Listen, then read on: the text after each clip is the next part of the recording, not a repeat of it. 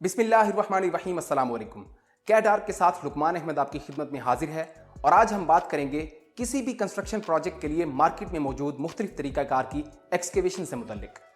Excavation मतलब कि खुदाई मार्केट में दो तरीकाकार से की जाती है, जिसमें पहला तरीका यह है कि सिर्फ दीवारों की जगह पर सिर्फ दीवारों की बुनियादों में खुदाई की जाती है और बाकी तमाम प्लॉट को छोड़ दिया जाता है।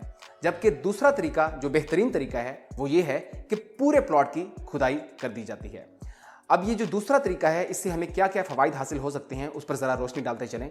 सबसे पहला फ़ायदा इसमें हमें ये मिलता है कि पूरे प्लॉट की खुदाई करने से प्लॉट की लेवलिंग ना सिर्फ बहुत आसान हो जाती है बल्कि उसमें किसी भी किस्म के एरर्स बाकी नहीं रहते हैं। दूसरा फ़ायदा हमें ये मिल जाता है कि एक्सकेवेशन के बाद जब कॉम्पैक्शन का मरहला आता है तो पूरा प्लॉट क्योंकि उसकी खुदाई की जा चुकी है तो उसमें कॉम्पैक्शन बहुत आसान हो जाती है और उसमें भी किसी किस्म के एरर्स नहीं बचते। तीसरा अहम तरीन फ़ायदा हमें ये देखने को मिलता है कि कॉम्पैक्शन के बाद जब उसमें लीन का मरहला शुरू किया जाता है तो ना सिर्फ उस पर काम करना बहुत आसान हो जाता है बल्कि जो मसाला तैयार किया जाता है, मोर्टर जो होता है, उसमें मट्टी या किसी किस्म का गर्दो गुबार शामिल नहीं हो पाता।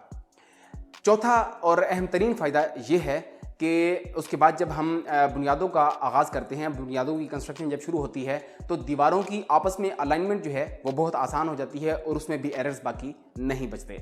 ये वो तमाम फ़ायदे हैं जो पूरे प्लॉट की खुदाई करने से आप हासिल कर सकते हैं। कैट आर्क के तमाम कंस्ट्रक्शन प्रोजेक्ट्स इसी तरीकाकार को अपनाते हुए किए जा रहे हैं, मतलब कि तमाम प्लॉट की हम खुदाई करते हैं, चाहे प्लॉट का साइज़ 5 मरला है या 2 कनाल है। आज हमने जाना एक्सकेवेशन के मुतल्लिक और बात की एक्सकेवेशन के दुरुस्त तरीकाकार के बारे में। मज़ीद जानने के लिए देखते रहिए कैट आर्क।